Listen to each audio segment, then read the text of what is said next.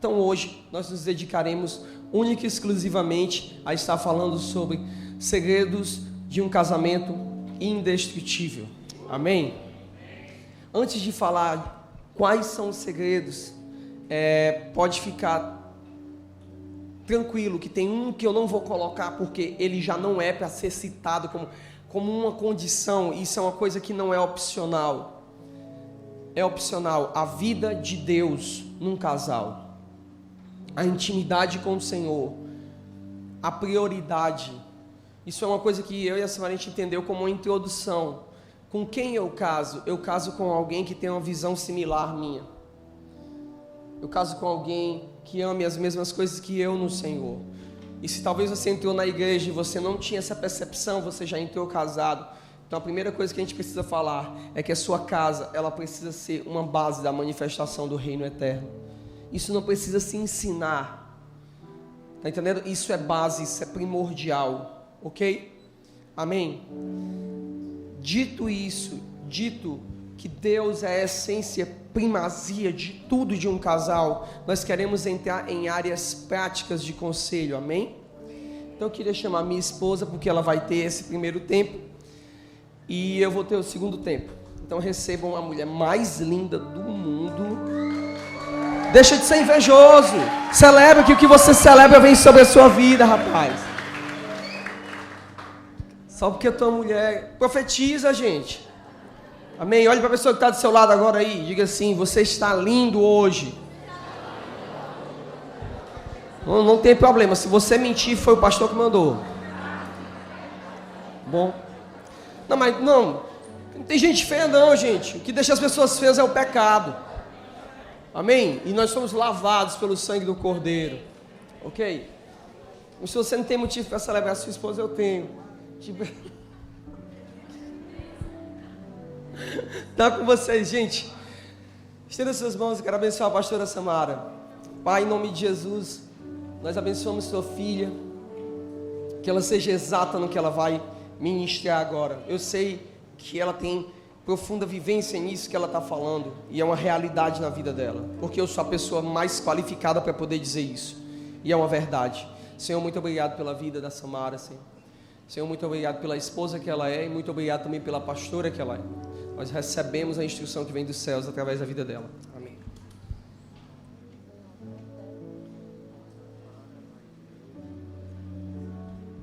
Bom dia. Eu vou dizer para ele falar outras coisas, né? Porque toda vida ele começa falando a mesma coisa, me constrangendo. Mas tudo bem. Essas coisas também são importantes para a manutenção do casamento, né? Elogios. Não precisa ser necessariamente assim, para mais de 100 pessoas, mas é interessante para o casamento. Bom, hoje nós vamos tratar sobre como você pode ter um casamento indestrutível, não é isso? Segredos para um casamento indestrutível. E eu vou falar sobre algo que antes eu não enxergava dessa forma, eu não via desse jeito, e com o passar do tempo Deus foi me transformando e me fazendo entender que esse era um assunto sério e que não poderia ser lidado de qualquer forma. Eu vou começar falando sobre nunca fale sobre divórcio. E isso é algo que casais que já têm mais de 10 anos, 15 anos, 20 anos de casamento, 30 anos de casamento, eles podem dizer que algumas frases são quase que impossíveis de não serem ditas, não é verdade? Frases do tipo: eu acho que não está dando mais certo, eu acho que nós não estamos mais pensando da mesma forma, bom, eu acho que as coisas não são mais do mesmo jeito. Frases que aparentemente elas não demonstram que você está falando diretamente do divórcio, mas no fundo elas apontam para isso.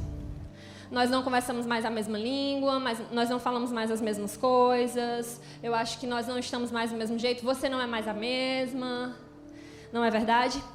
Essas frases, elas são como bombas que enfraquecem o casamento, enfraquecem a aliança, e com o decorrer do tempo ela começa a fragilizar o casamento. Primeira coisa que você precisa entender é que nós, como cristãos, todas as coisas que nós falamos, elas podem ser criadas. Se você for fazer uma análise, você entenderá que várias religiões e até mesmo psicólogos, eles acreditam no poder das palavras. Eles acreditam que as palavras, elas são poderosas. E nós, como cristãos, às vezes nós temos esse conhecimento, mas nós não caminhamos debaixo desse entendimento. Que as nossas palavras, elas são poderosas e que as nossas palavras, elas criam coisas. A Bíblia diz que Jesus, ele habita em nós, amém? O Espírito de Deus está dentro de você, amém? E a Bíblia diz que quando tudo estava um caos, Deus disse, haja luz. E por causa dessa palavra, todas as coisas, elas foram criadas, elas foram feitas, elas foram posicionadas no seu devido local. Por causa de uma única palavra. Esse Deus que disse haja é o Deus que está dentro de você. E quando esse Deus que está dentro de você, ele faz com que você tenha poder para criar coisas benditas, mas para criar coisas malditas.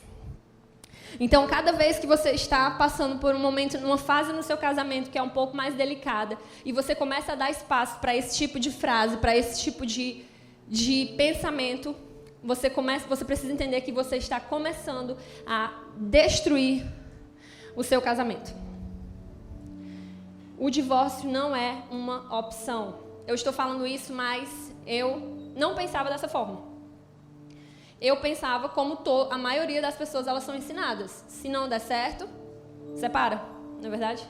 Não, a gente casa, gosta da pessoa e tudo mais, mas se não der certo, o que nós fazemos? Separamos, cada um vai para o seu lugar, tudo bem, a vida continua, não é verdade?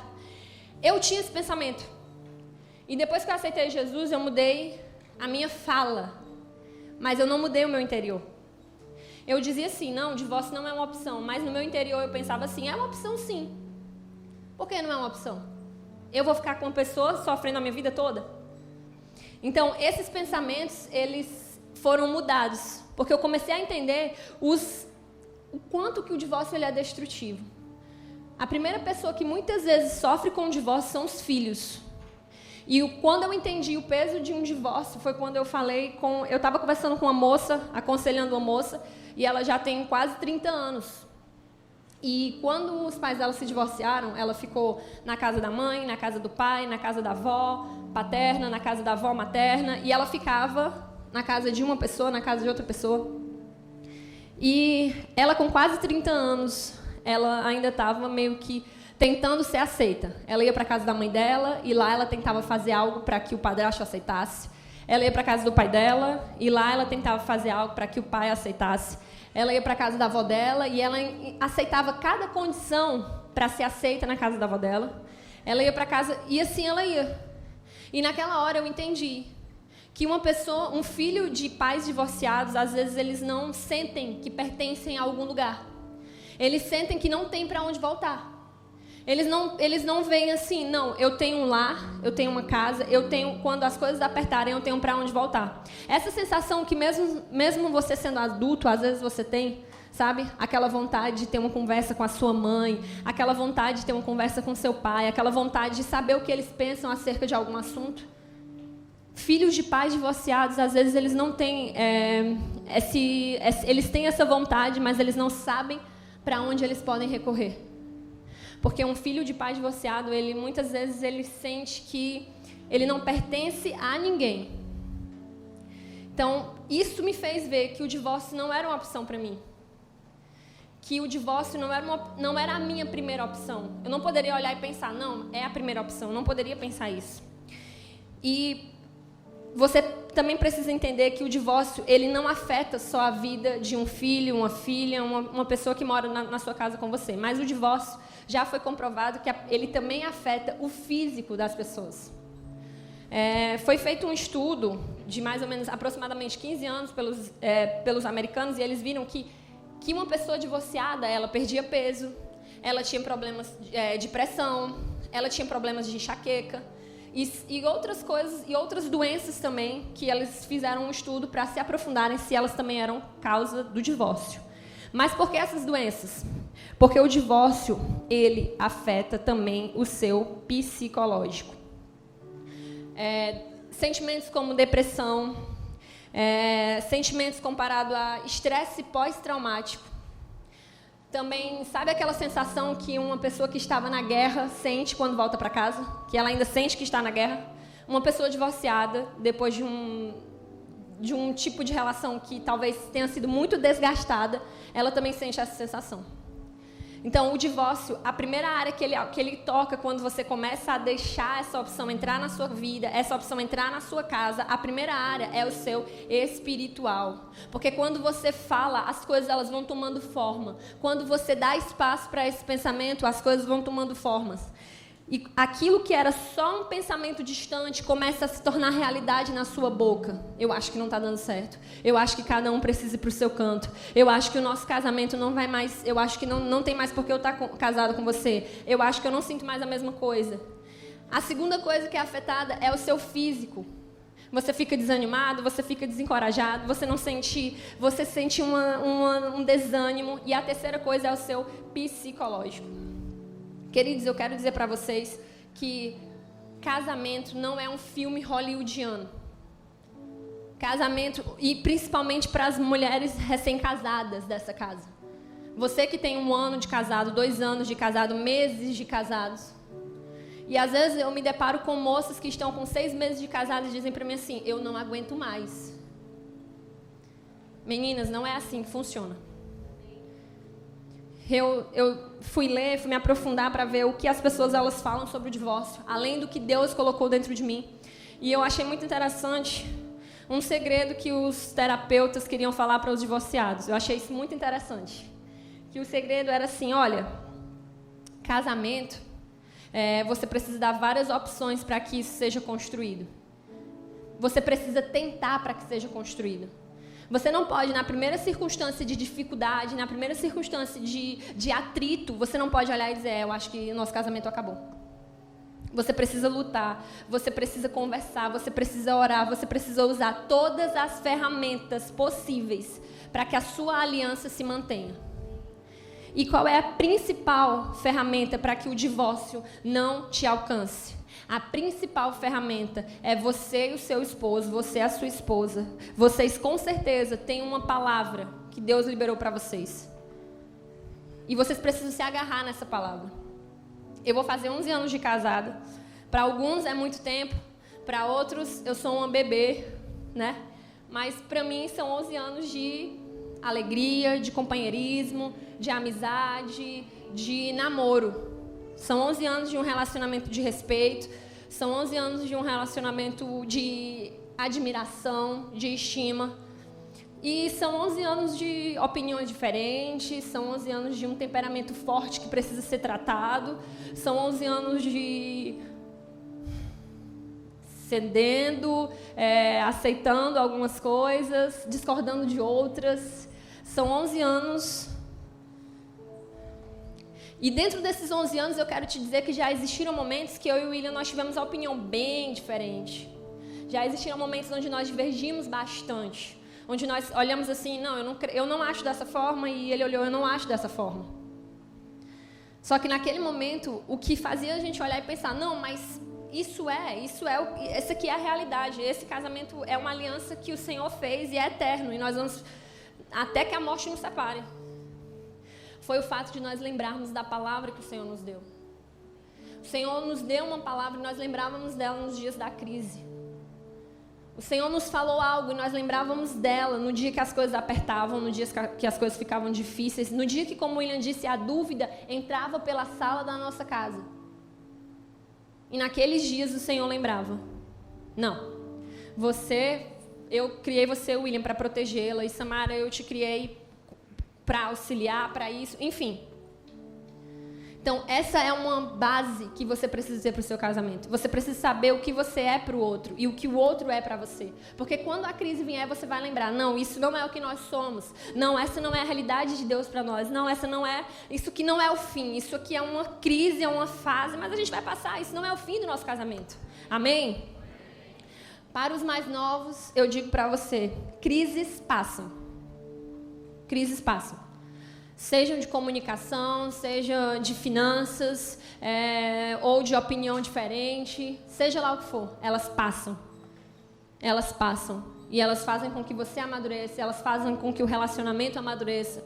E elas fazem com que se torne mais forte, e mais forte, e mais forte. Amém? Então, o primeiro segredo é nada de divórcio, nem na mente, nem nas palavras. O meu problema era na mente. Eu ficava pensando assim, divórcio é uma opção, divórcio é uma opção. E depois que eu casei com o William, eu pensei, não, de jeito nenhum. Só que quando a gente encontrava algum caso que eu olhava assim, eu via, não, amor, esse casal aqui tem que separar. E o William dizia para mim, Samara, Deus, ele odeia o divórcio. Deus, ele é um Deus que restaura. Deus é um Deus que vê a cana quebrada e ele refaz. Deus, ele é um Deus que ele vê um pavio que um dia teve fogo, mas agora só está fumegando e ele faz fogo novamente.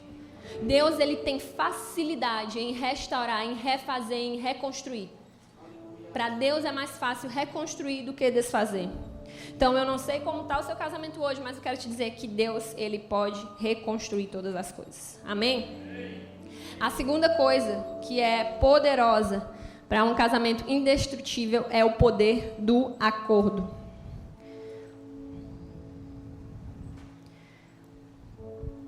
Casamento não é competição.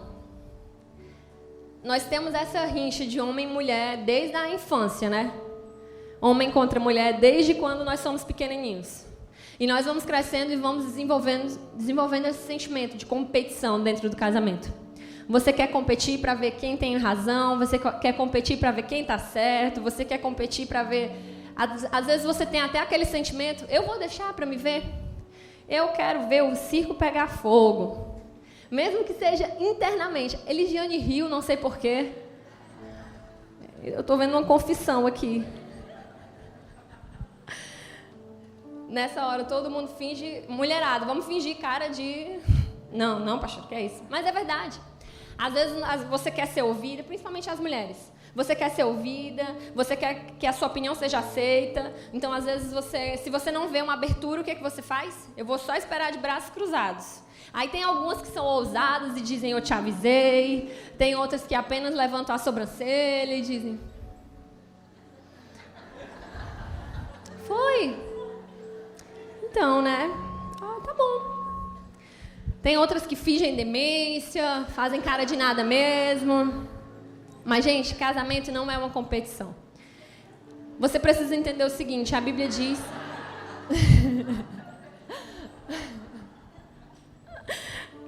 A Bíblia diz que existe um processo dentro do casamento. Primeiro, ambos deixarão a casa dos pais. Na verdade, a Bíblia diz em todo o Evangelho, Mateus, Marcos, você vai ver esse versículo. E em Gênesis, que foi o primeiro casal. Primeiro, vão deixar os pais. E quando diz deixar os pais, quer dizer mais do que sair da casa do seu pai. Quer dizer que você também precisa deixar a cultura da casa da sua mãe e do seu pai. E o seu esposo também precisa deixar essa cultura.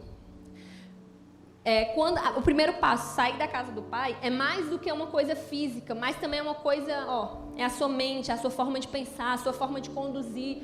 Porque o meu pai fazia dessa forma, porque a minha mãe era desse jeito. Você está vivendo outra realidade, você precisa entrar dentro de uma casa e você precisa começar a construir algo que é seu. Quando eu casei com o William, a minha sogra, ela cozinha muito bem, eu não posso negar. A minha sogra cozinha muito bem, tudo que a minha sogra faz fica gostoso. Então, 10-0 aí pra ela. Só que aí um dia ele falou assim, olha, tu tem que aprender a fazer o café igual da minha mãe. Igual da minha mãe, porque o café da minha mãe é muito gostoso. Aí eu olhei assim pra cara dele, aí eu disse assim, não, eu vou fazer o café do jeito que eu sei fazer, porque eu não sou sua mãe, eu sou sua esposa. Pronto, nunca mais a gente falou de café naquela casa. Naquele dia a gente não falou mais de café. E hoje meu esposo diz abertamente, Mô, teu café é o melhor do Brasil. Então, porque se você entra dentro do casamento, e às vezes os homens, assim, eu tenho um filho homem, então as mães de meninos é muito engraçado, porque a mãe de menino é assim, ninguém presta, só ela, né? Tudo que é feito pra ele, só quem sabe fazer é a mãe, né? Tipo, ninguém sabe cuidar dele, ninguém sabe fazer comida pra ele, ninguém sabe... A mãe de menino é muito engraçada, ela é a número 1 da vida dele. Então, a outra chegou agora, mas tem muito para aprender. A outra chegou agora, ela não tem... fica caladinha, viu, que tu não sabe não. E não é assim. Então, dentro do casamento, a primeira etapa, você precisa deixar a casa do seu pai e da sua mãe. Você precisa deixar financeiramente falando, você precisa deixar emocionalmente, você precisa deixar as bases que você aprendeu. Você precisa construir com aquela pessoa, através do diálogo, através da conversa, através de oração, através de direcionamento. Você precisa construir. É claro que a gente sempre vai ter o apoio dos nossos pais, o auxílio dos nossos pais. Nós precisamos respeitá-los, honrar a história deles, honrar... os meus pais, eles têm mais de 30 anos de casados. Então, eu tenho muito para aprender com eles. Eu tenho muito para honrá-los. Eu tenho muito para parar e observar. Mas eu também preciso colocar coisas que são minhas dentro daquela história. Eu também preciso colocar coisas que Deus me ministrou dentro daquela casa. E eu não posso impor ao meu esposo que ele faça do jeito que o meu pai fazia. Eu não posso impor a minha esposa para que ela seja do jeito que a minha mãe era. Porque nós precisamos abandonar a casa dos nossos pais. Esse é o primeiro passo. O segundo passo, você se une à sua esposa. E assim você se torna uma só carne. E isso é muito interessante. Porque uma só carne, quando você pensar nisso, você precisa entender Deus Pai, Deus Filho e Deus Espírito Santo. São três, mas são um. São um em qual aspecto? São um no mesmo propósito. São um no mesmo objetivo. São um na mesma missão. Pai, Filho e Espírito Santo, no mesmo local onde eles desejam chegar, na mesma vontade eles são um. Então é dessa forma que você precisa ser um com a sua esposa. Você não precisa provar que você é superior. Você não precisa provar que a sua educação foi melhor. Você não precisa provar que você sabe mais. Você precisa ser um. O mesmo propósito financeiro. O que vocês querem chegar? Onde vocês querem chegar? O que vocês querem construir como casal? Um em relação a todas as coisas, espiritualmente falando, em tudo. E é isso que a Bíblia fala em ser uma só carne. Tem a questão da intimidade, tem a questão sexual, tem sim, tem essa questão e isso é importante. Mas não adianta você honrar algo e não honrar outra parte. Não adianta você ser uma só carne em relação à intimidade e sexualidade e você não ter a mesma visão. E você não tem o mesmo alvo, e você não tem o mesmo objetivo. Então, se você deseja ter um casamento indestrutível, você precisa usar o poder do acordo. Como eu estou dizendo, gente, discordar dentro do casamento é normal. Discordar não quer dizer discutir, gritar, se matar, se esculhambar, um dormir do lado, outro do outro. Discordar não quer dizer isso. Obrigado pelo apoio, amor. Eu discordo bastante com o William. Eu falei de propósito. Não, mas a gente discorda. Às vezes ele quer de um jeito, eu quero de outra forma. Às vezes eu planejo uma coisa, ele planeja outra. E a gente vai conversando, e a gente vai analisando, e a gente vai planejando e calculando. E no final, o que nós queremos não é que a nossa palavra... Eu não quero que a minha palavra seja a palavra final. E olha o que eu fiz, olha, foi por causa de mim que a gente conquistou isso. Não, eu quero conquistar com ele. Eu quero chegar em um local com ele. Eu quero alcançar uma meta com ele. Então eu preciso ser estratégica. Se a minha ideia, se o que eu almejo, se o que eu desejo no momento não é o que é viável, eu tenho que ceder. Eu tenho que entrar em acordo com ele, porque nós temos o mesmo objetivo, porque nós queremos alcançar as mesmas coisas. Então é inteligente, às vezes, dizer assim, realmente eu estou errada. Vamos fazer da tua forma? É inteligente fazer isso, é estratégico fazer isso. Então, se você deseja a sua opinião e a sua vontade sempre sendo feita, você pode estar sujeito a erros, a quedas e a fracassos. Mas quando existe acordo, quando existe diálogo, quando existe a mesma visão, o mesmo objetivo, eu quero te dizer que você vai conseguir chegar no seu objetivo rapidamente e com muito mais facilidade.